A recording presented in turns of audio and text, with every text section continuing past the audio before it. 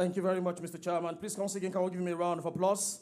He's already invited our Managing Director, who happens to also be the moderator of this panel session.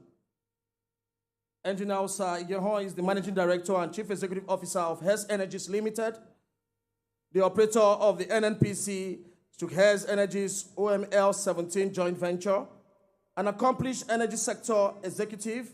He has over 30 years of experience, including nearly 3 decades at Shell, where he rose to the Group Vice President and played a key role in business transformation across multiple international assignments. Since leading Hess Energies from its inception in 2021, he has built the company's structure and capabilities, doubled its production, and navigated major challenges like crude oil thefts. Under his leadership, Hess Energy is now recognized as one of Nigeria's top indigenous upstream companies. He deserves a round of applause, Your Excellencies. A thought leader and technocrat, Osa has experience spanning petroleum engineering, asset management, business strategy, and risk management. A committed member of the Society of Petroleum of Engineers, SPE, he has been recognized as a distinguished member of SPE International. He holds a degree in electrical and electronics engineering from the University of Benin. He's married with children. Please, can we give him a round of applause? He's going to be our moderator for this session. Next, joining him as one of our panelists for this lovely evening, Senator Heneki Lopobri, Nigeria's Honorable Minister for State, Petroleum Resources. A man we love so much, a seasoned leader with extensive experience in governance, lawmaking, and public administration. He is committed to policies that enhance energy security, attract investment, and position Nigeria as a global player in sustainable energy. Under his leadership, Your Excellencies, Nigeria strengthens international collaborations, regulatory frameworks, and reforms to drive transparency, efficiency, and economic prosperity in the petroleum sector. You're welcome, Mr. Honorable Minister.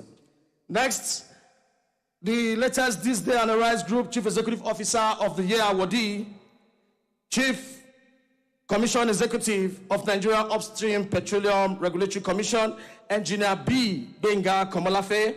Please, a round of applause for him. Born in 1963 in Ondo State, he holds a degree in engineering, industrial and labor relations, industrial and production engineering, and law. With a distinguished career in Nigeria's oil and gas sector, he has held key executive roles, including Pioneer Chief Executive Officer of the Nigeria Upstream Petroleum Regulatory Commission, and leadership position at NNPC, PPMC, PF, and PPPRA, a fellow of the Nigerian Society of Engineers, and recipient of multiple national professional honors. He is widely respected for his expertise, leadership, and contributions to the industry. Please, a round of applause for him. He's seated already. You're welcome, sir. We have the chairman of OPEC, Board of Governors, here with us, Mr. Ademola Adeyemi Bello. Please, a round of applause for him as he also joined our panelists. He is the Chief Executive Officer and Managing Director of First Exploration and Petroleum Development Company Limited, First E&P. Ademola Adeyemi Bello is a seasoned energy industry leader with 38 years of experience, serving as the founder, Chief Executive Officer, and Managing Director of First E&P. He also represents Nigeria as Governor of OPEC and chairs his Board of Governors, playing a key role in shaping global energy policies with a distinguished career spanning Shell, BG Nigeria, and various leadership boards. He is recognized for his strategic vision, industry expertise, and commitment to sustainable energy development. You're welcome, sir. Next up, the Chief Executive Officer, Seplat Nigeria PLC, Roger Thompson Brown. Please, a round of applause for him as he joins our panel. Mr. Brown, the Chief Executive Officer of Seplat Energy PLC since August of 2020, previously served as the CFO, where he played a key role in the company's dual listing as the Nigerian and London stock exchanges. With over 30 years of experience in finance and emerging markets, he has led major energy and infrastructure transactions across Africa. His expertise in M&A, capital markets, and asset acquisitions have significantly expanded Seplat Energy's presence in Nigeria oil and gas sector. You're welcome, sir. Udi Intia, Executive Vice President Upstream of NNPC Limited. Udri Intia holds an MBA and a bachelor's degree in mechanical engineering with certifications from top international institutions, with over 2 decades of experience in the upstream oil and gas sector. He specializes in strategy operations, engineering, and logistics, having held leadership roles in ExxonMobil. He is a professional member of the Nigerian Society of Engineers, Society of Petroleum Engineers, and the Council of Registered Engineers of Nigeria. Your Excellencies, distinguished guests, will present to us our panelists for this section. Thank you very much. Over to our moderator, our Managing Director. Thank you. Hello. Okay. Thank you very much, Mr. MC. And thanks very much for my distinguished panelists. As you agree with me, the creme de la creme and the movers and shakers of the Nigerian petroleum industry are seated here with us. I think for a lot of people, they will wonder why is Hess Energies doing this? I think as a country, we are seeing a lot of shifts. One shift is the fact that we have been able to turn around the season of decline to one of growth. As it was reported a few days ago, for the month of January, Nigeria produced 1.7 million barrels. The second shift we are seeing is that with the completion of the major divestments that have just come through, midwifed by our DSCCE, we are now looking at a situation where over 50, possibly 60% of Nigeria's oil production are now operated by indigenous companies. And for a lot of people, there's trepidation that can we deliver? There's also optimism that we can deliver. Hess Energies has been one of those companies that has stood strongly for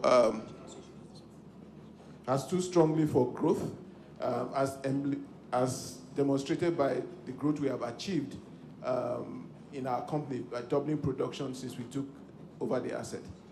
As we embark on our second leadership forum, where we bring our entire leadership to discuss the way forward for our company, we felt that being a child of the Nigerian petroleum industry, we needed to bring all the parties together to discuss the growth of the industry.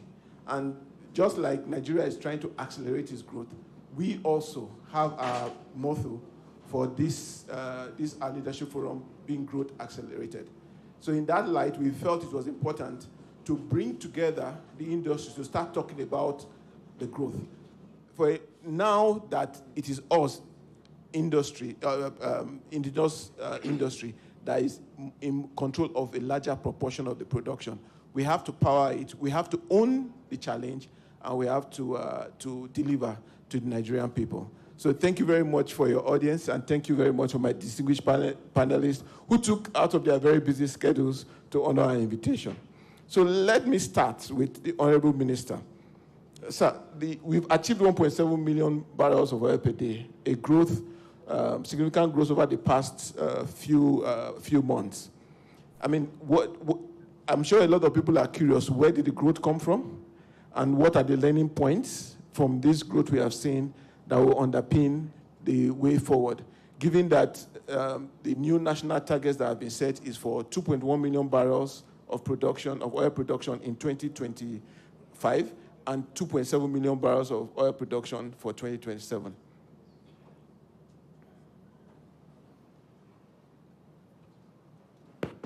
Thank you very much, for the opportunity, to be part of this panel. Let me, on behalf of the Minister of Petroleum Resources, express our gratitude to Hess Holdings, or Hess Energies, for providing this platform for us, to engage. When I became minister, we're producing about 1 million barrels. Today, we're doing about 1.8. In January, we produced 1.8 million barrels.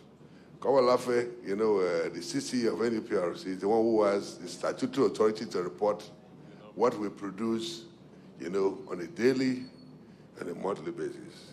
And he has the responsibility to, send reports to me, and the report I have is that we have approximately 1.8 million barrels in January. It is true that, the budget of 2025, is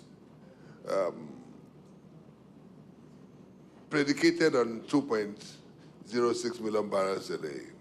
And I want to assure Nigerians that this is doable. I've always told people that when I came, one of the briefs I got was that during COVID, we got 2.5 million barrels. And one of the reasons why we're achieving what we're achieving is because everything has changed in Nigeria. You know, you recall that for about 12 years, over a decade, there was no investment. But when we came, we have changed the perception about Nigeria. So investments are coming in. We've also improved on the security situation in the Niger Delta. And I want to use the opportunity to thank our military, Nigerian military, the paramilitary, and civilian contractors. The combined effort of these, stakeholders have led to, less infractions on our pipelines, less theft, less pipeline vandalization, and we're, experiencing an increase in production. We've also, carried out some reforms in the system. Under President Bola Ahmed Tinubu, who, has provided strategic leadership for the oil and gas industry, we have, taken care of the issue of bureaucracy. Before now, you must know the minister or somebody who knows the minister before you know your documents are signed. Right now, you don't need to know me before your documents are signed. Once, I get the recommendation from NUPRC, statutorily, no document stays on my table for more than 24 hours. I sign it, and then we'll move to the next level. And I guess some of you who are here can bear witness, to that. We've also addressed, the issue of inefficiency. We're deploying technology today. You recall that NUPRC, that the OPEX, regulatory body, has also deployed technology. I've had occasion, to take some memos to council where we should deploy technology to be able to, tackle, issues affecting upstream. Before now, everything was done manual. We couldn't monitor real time what was happening in our terminals. We couldn't monitor real time when permits will be given. Right now, NUPRC gives, he will speak for himself. Let me not mention NUPRC, he will speak for himself. But the point is that technology has also been deployed, to ensure that, we reduce the corruption that's, has existed, in that sector in the past. Let me also say that there is also increased collaboration. I have operated an open door policy where OPTS comes to me, IPPG comes to me, and whatever we do as far as, moving the sector forward is based on consensus. We sit together, we disagree to agree. And at the end of the day, all of us, will agree and then come up with common, positions that will, improve the sector. And that's one of the reasons why you get less complaints. You can see, Shell and the IOCs, recently decided to invest in Bunga, that has been in the pipeline for a long time. It's because we've been able to engage ourselves, we have agreed, and more investments will come so that our quest, to getting 2.7 million barrels by 2027, will just be an easy, ride. Let me also say that, for me, the president has done so much by the executive orders that he signed. Before, now, a contract in the oil and gas sector may take as long as 3 years. But when the president came, executive order was signed to say, look, it shouldn't be more than 6 months. You also agree with me that contracts below, $10 million is now within, the exclusive, power of the operators. We also discovered that most of the contracts that were delayed for 2-3 years were below $10 million, that needed NAPIM's approval. But the president by executive order said anything below $10 million should be within the powers of the operators. That itself has been a game changer. The reason why we are doing 1.8 today is because of some of these reforms that we have experienced, today. And so going forward, we are willing to sustain, the gains that we have made and improve on what, we have done so far. Let me thank you for the opportunity once again, for me to be here. Thank you, Honorable Minister. Very robust answer. 2 million barrels is possible, and there's lots of things that have been done, tangible things to let us know that the 1.7 that has been achieved lays the foundation for going forward. Let me come to our dear CCE. I recall the meeting you called to launch the 1 million barrels additional project. And there, we as Health Energy were strong supporters, and we are very pleased to see the progress made.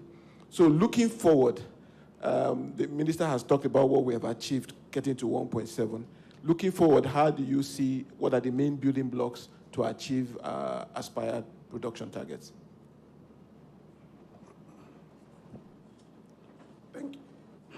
Thank you very much. Thank you. Let me start first by thanking the Here's Energies for this beautiful initiative, for putting together this leadership dialogue as a commitment to achieving our national objective in the upstream, that is growing production to achieve national target, and of course, the benchmark volume for our budget, especially in the year 2025, just like the Honorable Minister has mentioned.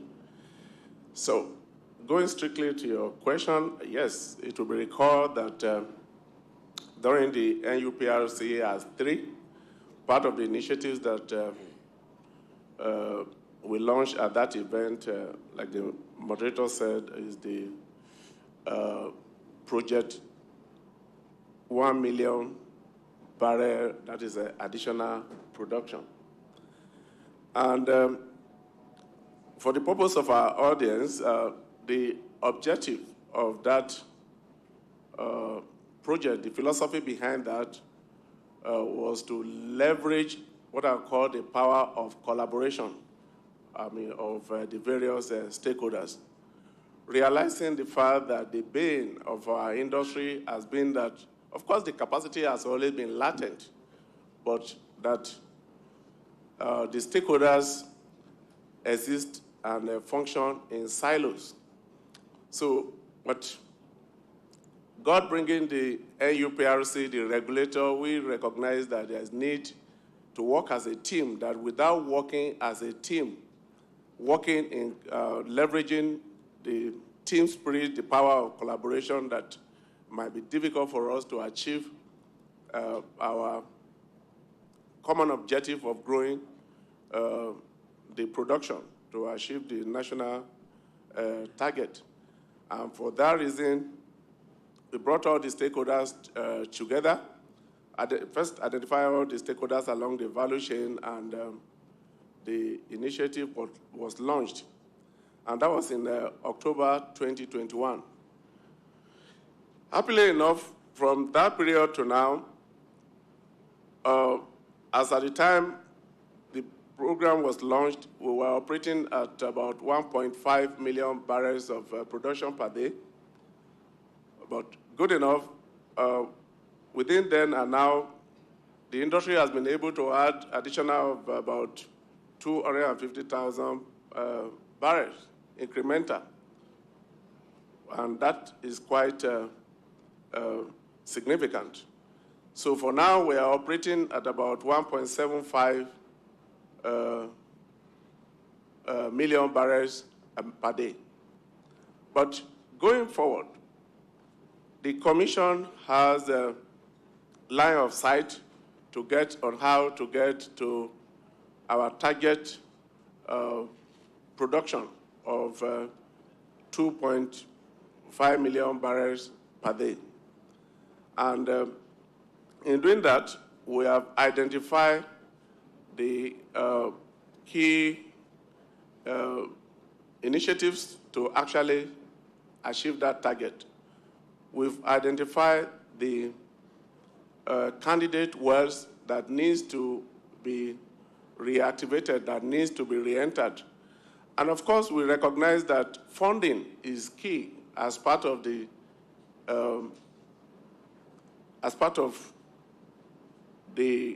factors that needs to be put in place.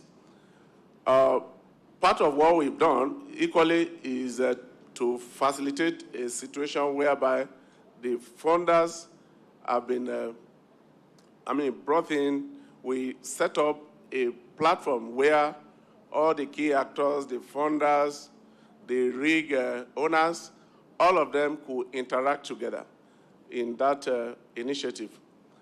As at now, we have a rig count at about 38 rigs.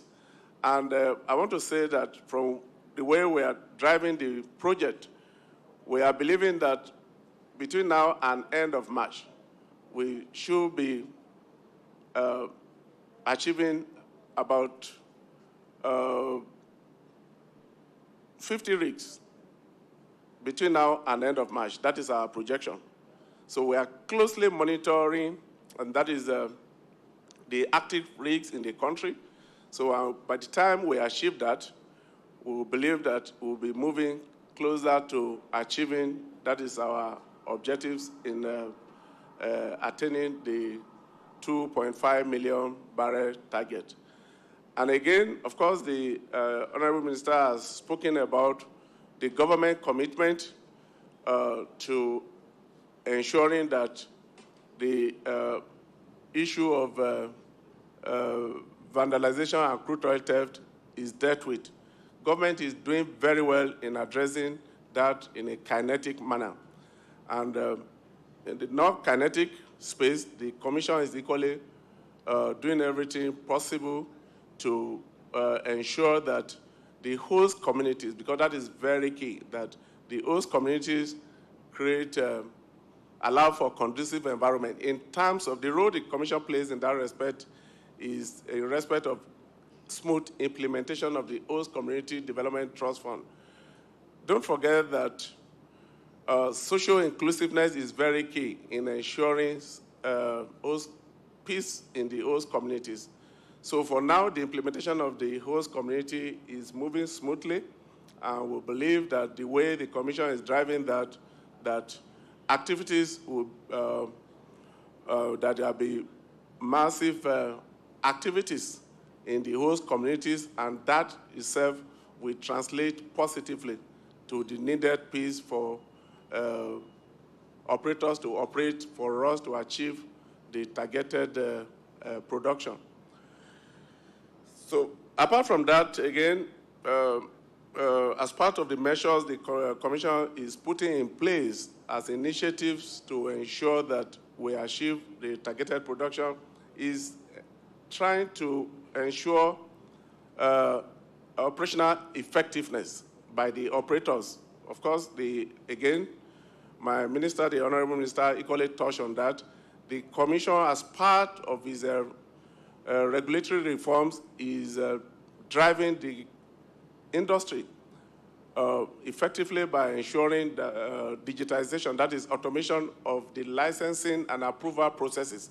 That is speeding up licensing and approval processes itself will translate, of course, automatically to efficiency in operations by reducing delays. Reducing delays will reduce cost of operations, that is overhead. So we are doing that, and we're getting positive feedback from the industry. I mean, that approval processes have been not only streamlined, but equally been automated as part of the processes that the Commission is putting in place to ensure that the industry achieved the targeted 2.5 million barrels per day. And apart from that, the industry will begin to witness that, because we are concerned that a lot of that is capacity to increase our oil production is locked in the deep offshore areas. And for that, we are coming up with initiative whereby the Commission will encourage, that is cluster development in a manner to address infrastructural challenge. So we are going to come up with initiative in which development will be done in clusters, to leverage economies of scale. So all these are a mixed bag of activities that the Commission is embarking on, at least to ensure that we meet our targeted production. Thank you. Thank you, JCC. Very robust outline of the building blocks for the future. Mr. DME Bero, you are wearing many hats right now. The OPEC chairman of the board of governors, first EMP CEO, used to be the erstwhile chairman of IPPG, and your business has a key role in the Renaissance portfolio. But let's first talk about your role in the OPEC board of governors. So we are not sure whether maybe you are the first industry person to be in that role, but definitely the first in recent times, to the knowledge of most of us. So there's a lot of curiosity. What is the job about and how are you finding it? And then in light of that, how is Nigeria interest being projected in OPEC, particularly in context of getting the quotas that's going to be necessary for us to produce the volumes that we aspire to produce? Thank you, sir. I think first, let me just thank Here's Energies for this forum. It's apt, it's early in the year, and it's about how do we grow production. So a big thank you to the Here's group, but also to Here's Energy for enabling this kind of event. And that's why you see all of us participating, because we're hugely interested in getting production up, because that's probably, if you have to think of the key factors that can drive this country's economy, we need oil to get out of oil, and we need the oil revenues as well.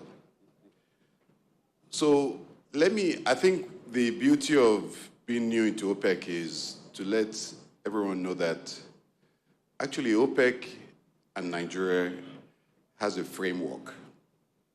On this panel, OPEC has a conference, which is the leadership end of OPEC, that has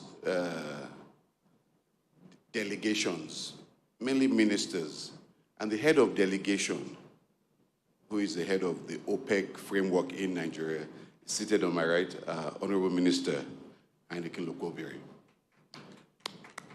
And that structure is probably the most important structure because they take the big decisions. As an OPEC governor, you represent Nigeria and see it as a company. OPEC has a secretariat that does all the things you hear about. Demand and supply balance, a massive secretariat in Vienna. But that secretariat needs a board of governors to help make sure their affairs are well governed. And when they're well governed, they can make presentations to the conference where our Honorable Minister sits. And I think it's important to let everyone know how that structure works. Yes, I've been announced as OPEC governor for Nigeria, and in 2025, Nigeria holds the chairman's role. But if I also add a few things, the OPEC structure in Nigeria is actually quite robust. It holds the legs of the Ministry of Petroleum Oil. It holds the leg of the regulator, both the commission and the authority. So another key participant in OPEC is CCE, who sits here. Also, the National Oil Company is a key stakeholder in the whole OPEC structure of Nigeria. And then also all of you, because you have to demonstrate the production so that we can get the quota we're looking for. So I thought it would be useful to just share this. So everyone talks about, am I the first? I don't know. But myself and the minister, myself and CC, I said, I'm probably the bridge between the public sector of the oil and gas industry and the private sector. And I think I've been chosen to make sure that bridge works. Because there's no use getting quota if we cannot contribute to production. So for me, it's an honor to represent this country. I think OPEC is a unique organization, especially in these times. So when you ask me what is my role, chairman of a board The board sits so many times a year. The company, the secretariat, does all the magic they do, but they can't approve them. They need the board. And the board is made up of all member countries who are members of OPEC. And my job is to chair that group and to make sure that the agenda for that group fits the important things for OPEC. And ultimately, I have to also make sure that those things that have to go to conference is well done. But I can't do that without talking to the home front. So I'm in constant discussions with our head of delegation, Honorable Minister, but also importantly, NMPC and CC, and also NMDPRA. So in a nutshell, that's a job, to play that chairman's role, but also to represent Nigeria. And I'll come back to that, which is, how do we get our quota? I think the important thing we should understand is that with Nigeria's reserves and resource base, we don't have any business being below 2 million barrels a day. Nigeria should be 2.5, 3, 4 million barrels a day with our resource base. And I'm talking of oil, and we can do it. So, and I do believe that even those in OPEC and around the world believe that. But we have to demonstrate that we can actually produce that. What happened in January is a major demonstration. Our OPEC quota was 1.5, but we demonstrated that we can deliver above 1.5. I think that's the beginning of giving confidence that we can get more quota. The second one is we do have our issues around stable production. You've heard from the Honorable Minister, you've heard from the CC, all the things they're working on. I typically call it the above ground risk. I think you can say that our subsurface, I don't want to say it's easy, but it's one of the easier hydrocarbon basins in the world. I mean, where do you find you drill one well and you go through stacks of reservoirs and a well can make 5,000, 10,000 barrels a day? Where do you find that? So clearly, we've been blessed with the subsurface. I think the challenge we faced over the last 10, 15 years is the above ground risk, either the insecurity, the social performance that we need to work on. So I'm clear that with Nigeria setting a production level of 2.1 million barrels a day, the job I have as the governor of OPEC, working with the structure of OPEC in Nigeria, is how do we make sure that our quota is at that level? Because we should not be producing above our quota in the wrong way. But once you have to get that quota, I think the next job is to talk to my colleagues. So I put on the second cap. How do we meet that production level? How do we grow production in the smallest marginal fields, in the joint ventures, in the PSCs, in the deep water? How do we do all of that? And I think that's probably one of the things I bring to this job, where I can see both and I can potentially enable an engagement to happen. We had a fantastic discussion yesterday called by the CC around how we meet not just what the upstream requires, but also what the midstream requires. And in the meeting several times, he didn't call me MD or first TMP, he kept on calling me Chairman Board of Governors. And I think he did it actually quite well, because each time I had to make sure I was clear which cap I was wearing. But that's the job.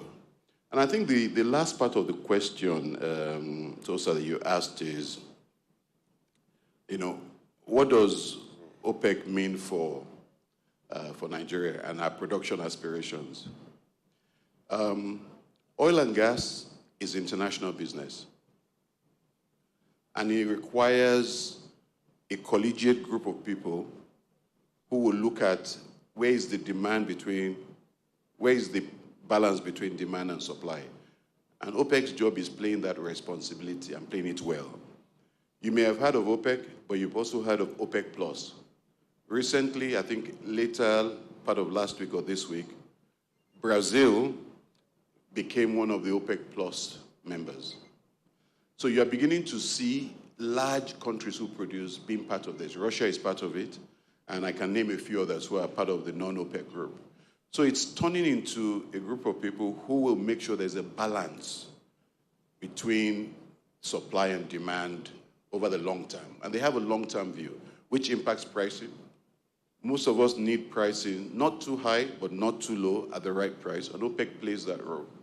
And one thing that people don't also understand that OPEC takes a responsibility is the emissions reduction. They haven't thrown it away.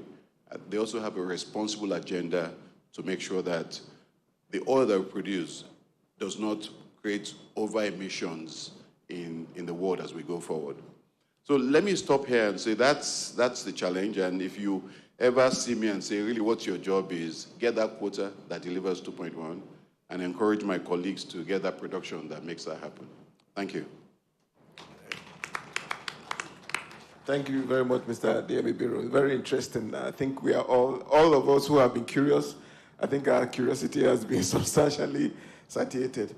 So, Mr. Brown, I mean, Seplat is a big powerhouse for gas. I know we are talking oil, but gas is also very important.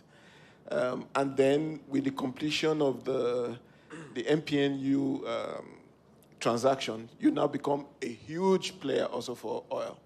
We are talking about accelerating Nigeria's petroleum production. As one of the leading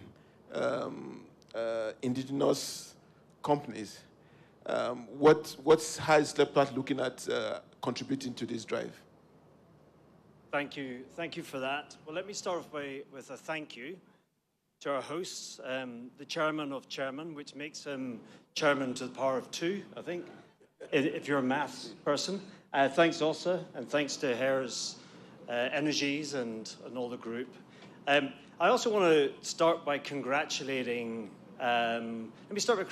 congratulating President Bola Ahmed Tinubu, first of all, and then my esteemed panelists here, Minister of State, Petroleum Resources, CCE, my partner here to my left, the state government, particularly for us, Akwa Ibom State.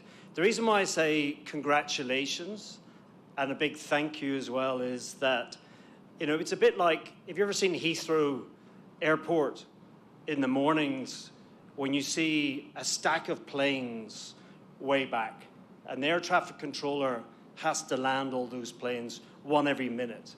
Well, that's what his government did last year. They went through and had an unprecedented 5 divestments and probably, I think, up to, if you count it, 25 blocks. That's enormous. It's not done elsewhere in the world. So I want to congratulate, well done, landing all of those transactions, because it really is going to transform Nigeria as a real energy powerhouse. Let me just start off by saying, you know, what it means to Seplat, and then what it means to the wider group. So Seplat is a young company. It's maybe not as old as the IOCs. It's a little bit younger than Owando, but it is a relatively new company, and there's lots of new companies. And as a company, it's been operating almost now for 15 years. You know, I think we have drilled over 100 wells.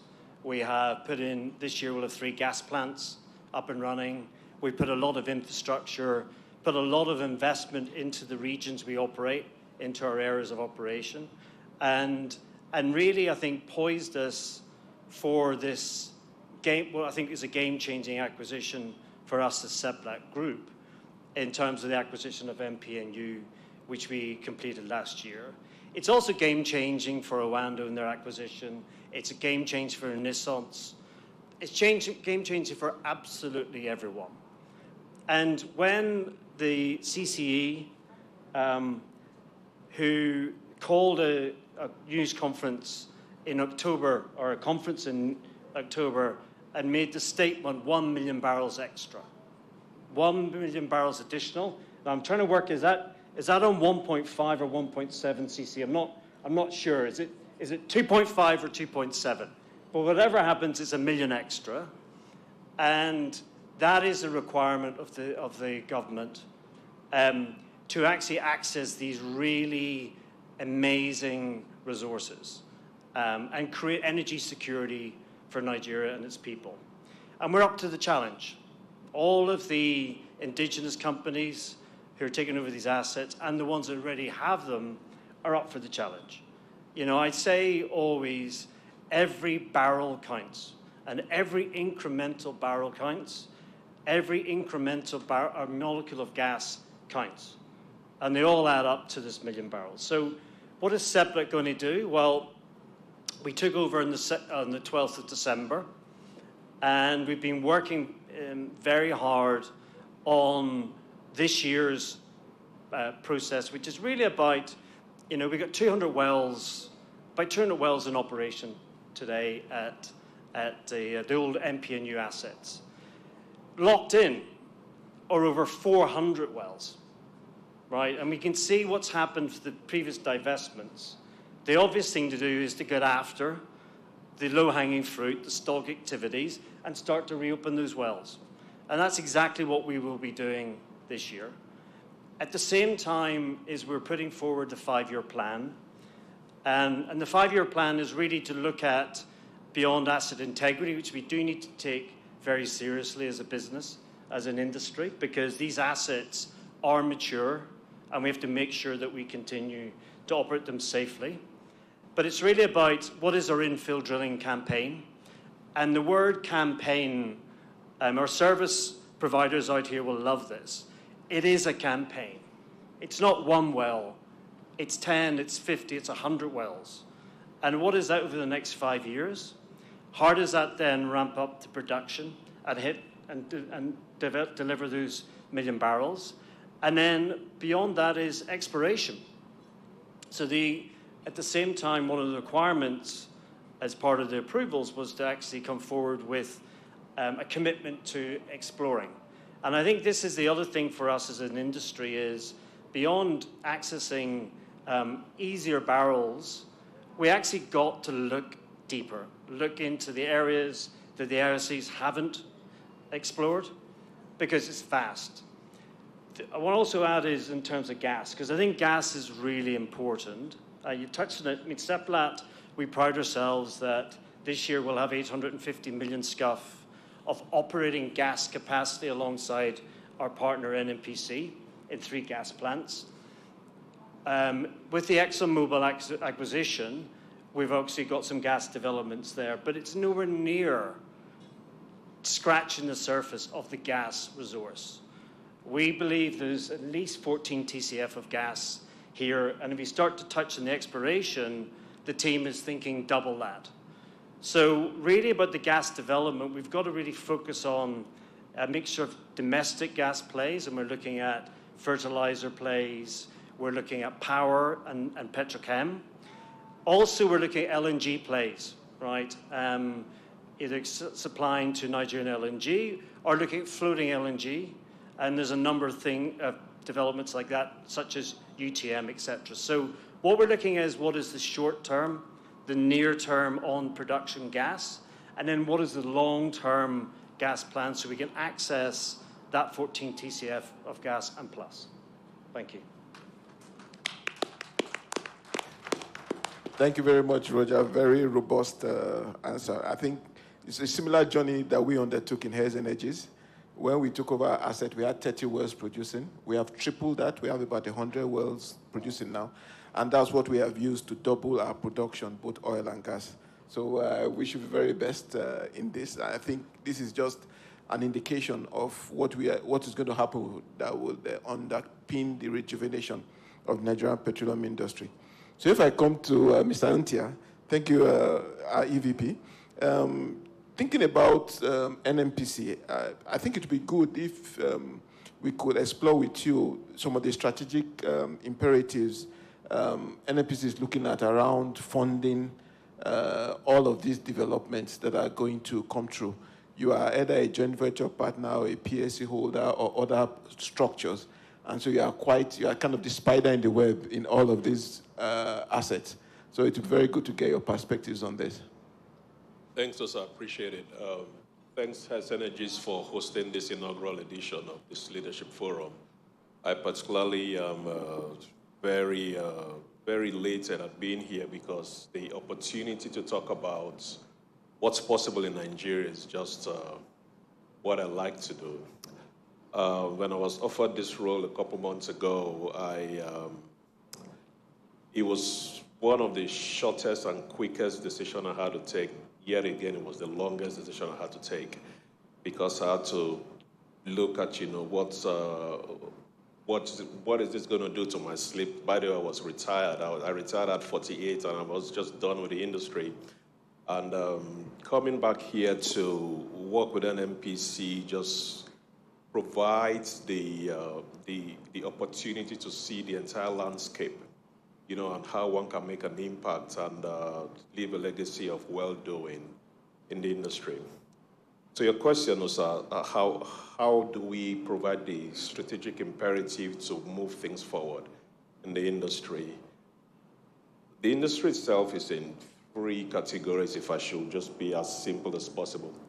The upfront planning, the contracting, the preparation to start work, the technology required to get the oil out of the ground, and of course, the security of assets and to get the products over to sales, either FLNG, pipelines to LNG, to sales out of country and all of that.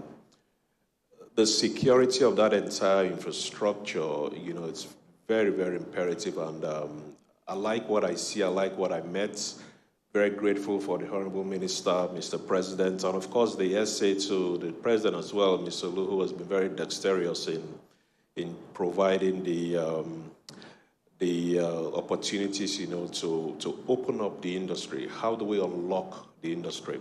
It's not been done in a while, but really glad I'm in the industry at this time, for such a moment as this. The upfront work is the contracting. How do we make that better? Coming from the other side of the industry to this side of the world, it's always been contracting. Well, three things bedevil the industry when you look at it. It's contracting, it's aged facilities, and it's security. And of course, the last one is funding. The funding part has been solved for the most part. We take care of cash calls. Nobody can put up their hands and say, I owe them cash calls. I just signed the last one 2 days ago for February, So we're doing very well in that area. The money is available. The contracting is evolving. Target is 6 months. We had an SPA with the SLA with the industry, to target 6 months of every contract that leaves the industry to an NPC.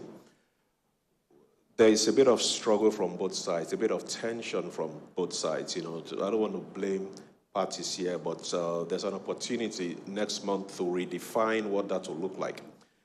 Pilot some and see how we can bring that down below 6 months. I am sold into the fact that we can make it happen, and we are definitely going to make it happen because it's just simple business sense.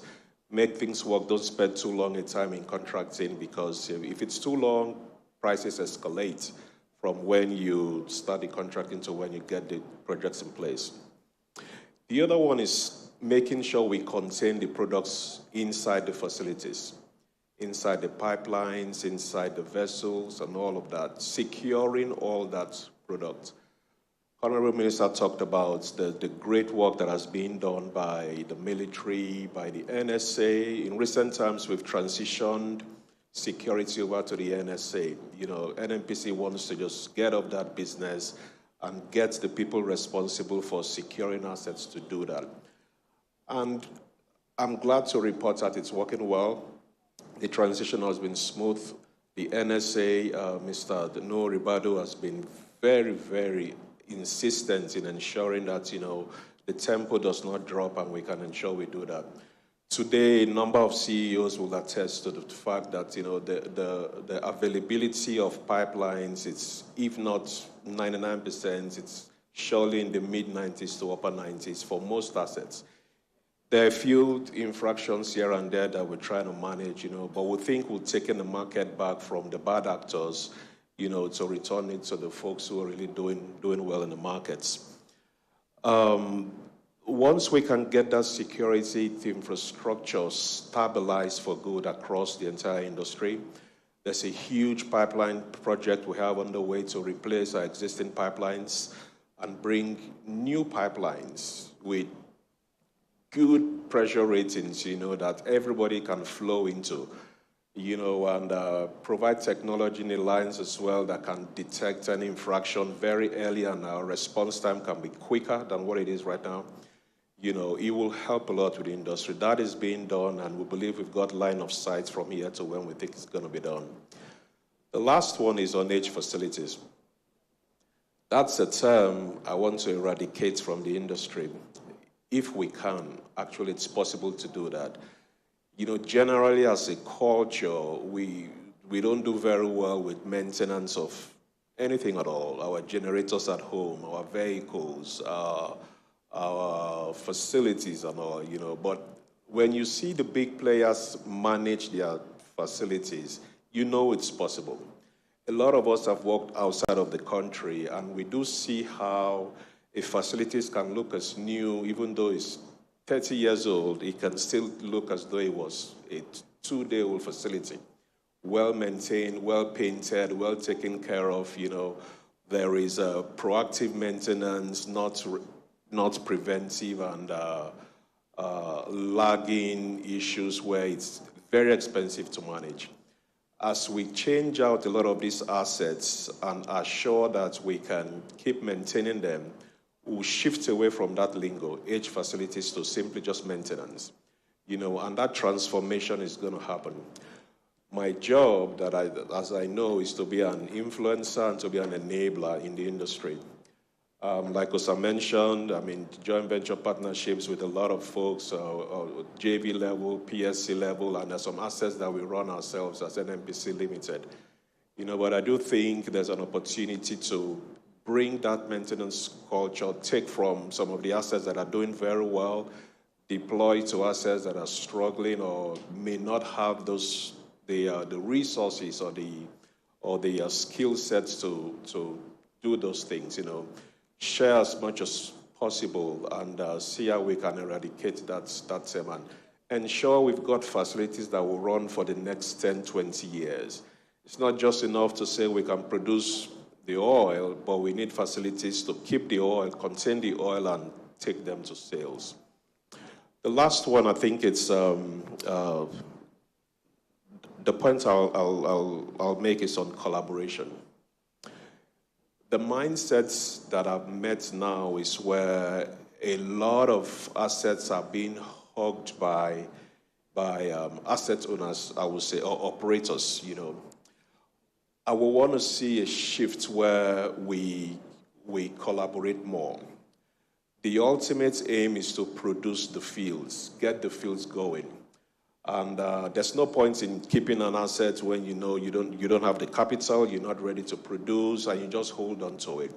How about we bring in third-party folks? You're still the operator, you've got oversight, and you can just give up a little bit of control and watch those assets come alive with production.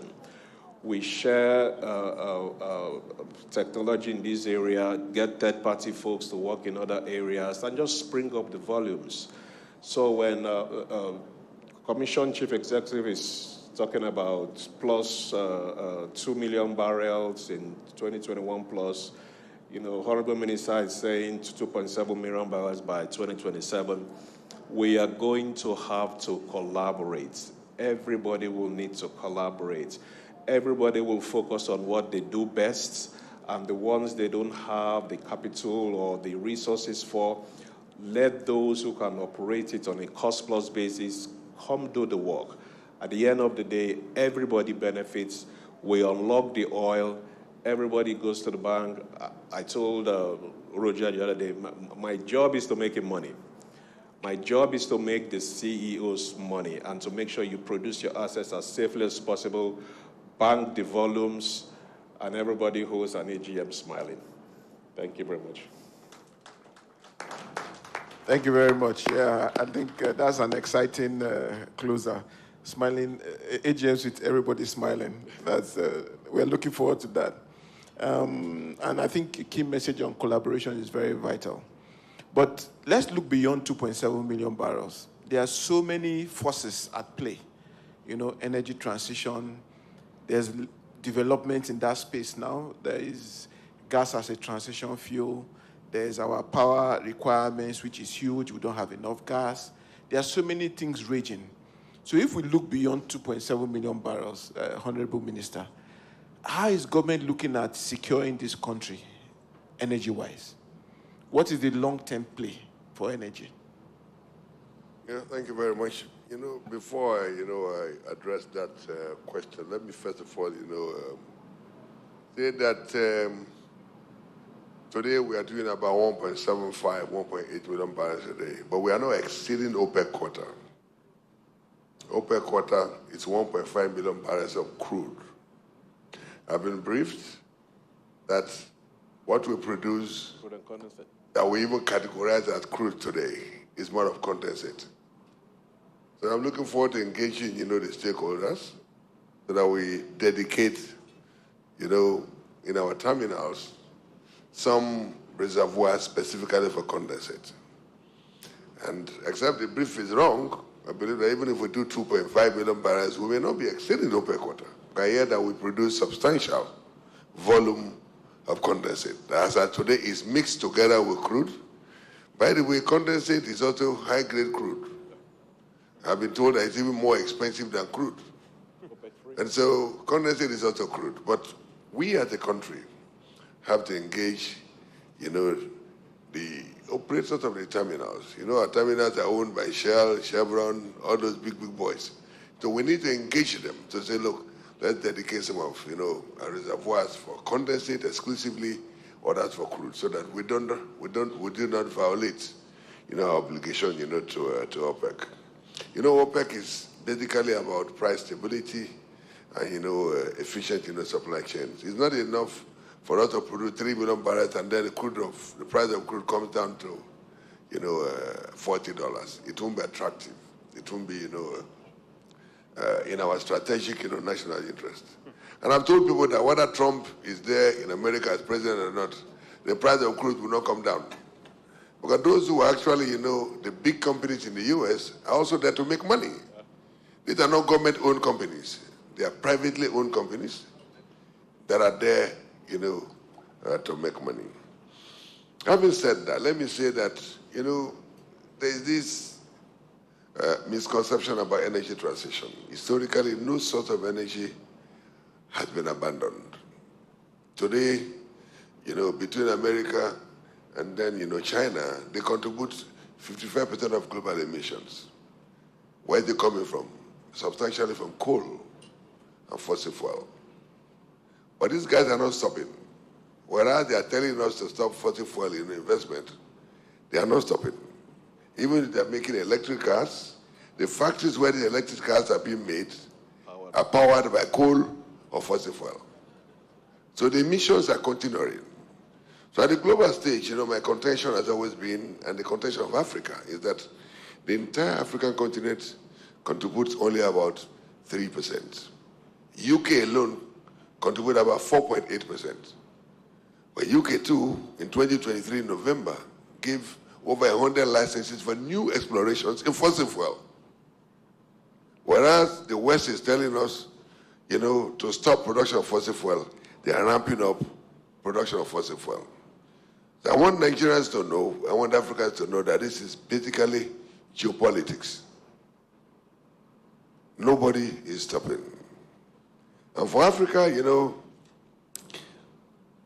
we've taken a lot more steps than most parts in the world. In Nigeria, we have a law on climate change. We have, taken, gas as our transition fuel.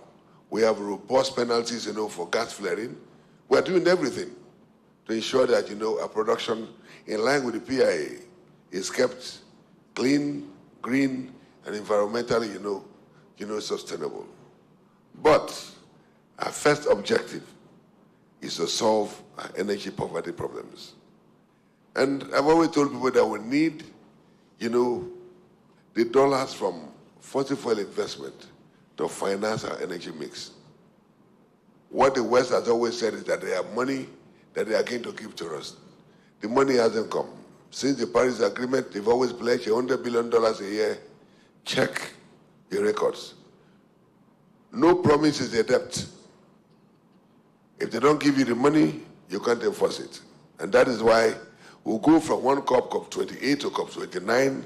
The story is the same. They are not giving us any money. The last time I was in Davos, I was in a panel with 6 ministers from several parts of the world. And I told them that what we need in Nigeria is investment and not loans. We already have enough loans. So why do you want to give us more loans to finance, cleaner energy? We want to be allowed, to continue with our oil, fossil fuel exploration so that we can raise money to finance, our solar energy and wind energy and other sources of energy. But they are proposing to give you loans so that they can continue to enslave us. We've told them that, look, we're not interested.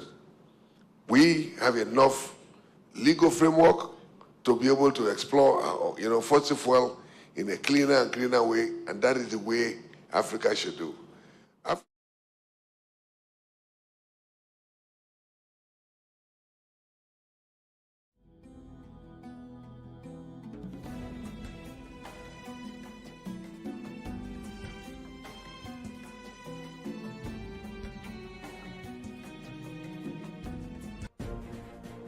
Welcome back from the live telecast.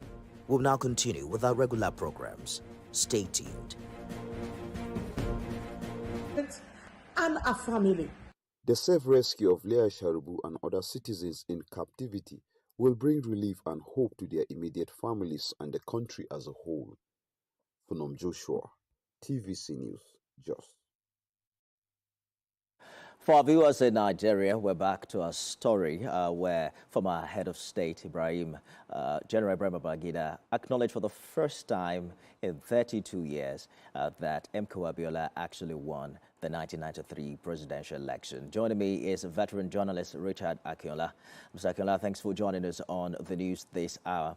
I'm wondering how you perceive IBB's admittance of MKO Abiola's victory, considering its previous denials and justifications for the annulment. Well, I think it's just mere sophistry. And platitudes, because he has not said anything new from what he has been saying that I take full responsibility. To me, I find it offensive that after 32 years, and only for you to come and say, yes, I take full responsibility without offering apology for the lives lost, not only MK Abiola, Kudirat Abiola died in his whole process, and several others. As a matter of fact, over 200 Nigerians died on the Kodu Road by forces led by Abacha on this June 12th. I was only fortunate to have been part of the statistics. I was only fortunate because of tear gas.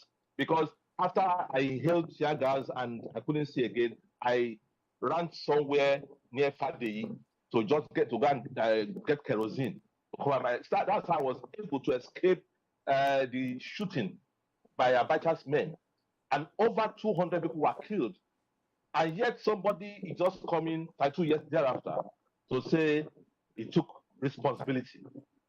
And say and to make matters worse, they said that the most difficult decision he has ever taken was on June 12th. Come on. In the first place, there were processes before that June 12th election was annulled.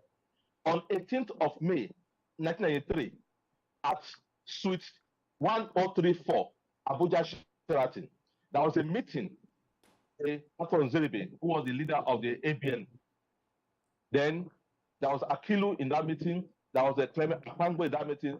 There was Abibola Davis, who was the director of operations of ABN in that meeting. That's when they had the whole plan on how to get Justice Ikweme and subsequently to get Justice Ahiru to annul this election. So it was a process, and Akilu was representing Babangida in all those meetings. Apango was there, it was the Attorney General. It was a plan thing, so it didn't take him by surprise. So to now say that maybe Abacha forces within their ranks, I mean, can have any hostage in quote. Yes. I mean, that's just. I hear you clearly, Mr. Kola, and I prophecy. understand your sentiment. But in fairness to the general, perhaps when we read the book, we can tell whether there's a full-fledged apology. But here's what we've also heard him say, that he's taken full responsibility for the annulment and that he regrets his decision. If he has the opportunity to do it again, he is going to do or act differently. You don't think that acknowledgement is sufficient as an apology, right? No, at all, absolutely. Okay, well, because we have been saying this over the years, that each time you keep on saying, I take full responsibility, I take full responsibility. Of course, the box stopped on your table as president, just like any other president. But the fact is that, what does it take you to say, I apologize for all the several, lives lost, the humongous amount of money and the economy destroyed over the June 12th crisis, and which snowballed into Shonekon's government that was toppled by Abacha, and all the things that Nigeria went through. So you cannot just come and say you take full responsibility. It's not saying anything new. He has always saying that. So, and to now say that it was your most difficult decision.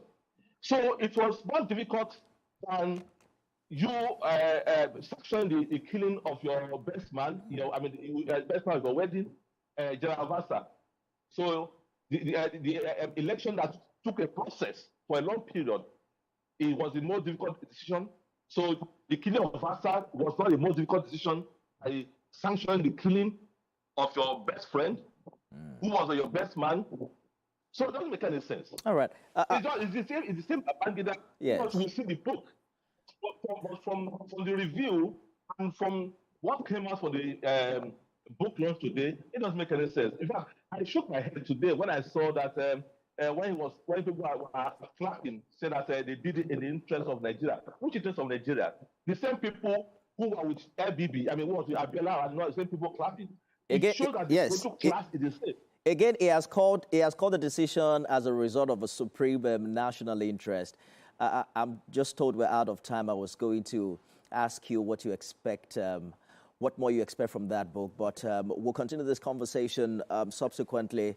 Mr. Richard Akinola, veteran journalist, thank you so much for talking to us. Thank you. Thank you. We're back with more stories after this break. Stay with us.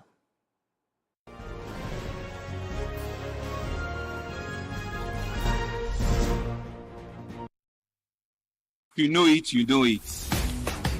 You don't say welcome to Lagos, you say this is Lagos.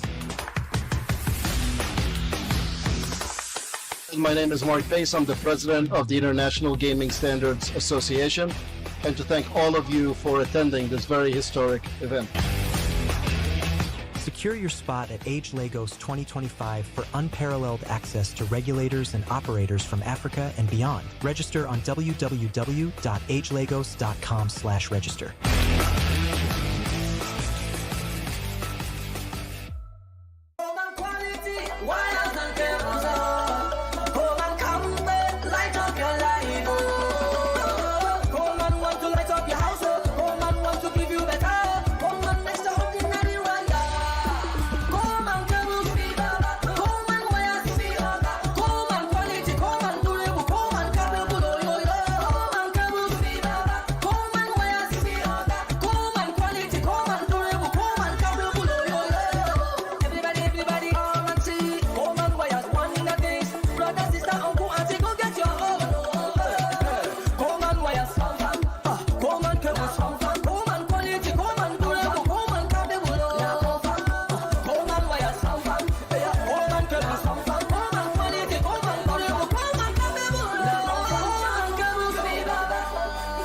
Coleman wires and cable, great quality, now with the new look.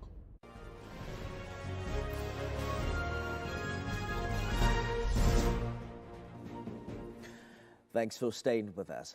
Justice Sherifat Sunaike of the Lagos High Court sitting in Tafawa Balewa Square has adjourned till April 17, 2025 for a report on the applications for plea bargain being made by convicted kidnap kingpin Chukwudumeme Onwomadike, popularly known as Evans, in one of his 3 pending trials. Evans and his co-defendants, Joseph Emeka, Victor Aduba, and Linus Okpara, are standing trial and a 5-count charge bordering on conspiracy, kidnapping, and attempted murder. At the resumed hearing on Thursday, which was fixed for trial, prosecuting counsel Alaba Kuku asked the court for a further date to give a report on the defendants' applications for plea bargaining. Other counsel, Emeka Azubuike, representing the second defendant, Chinyere Ude, representing third defendant, and Emmanuel Ochai,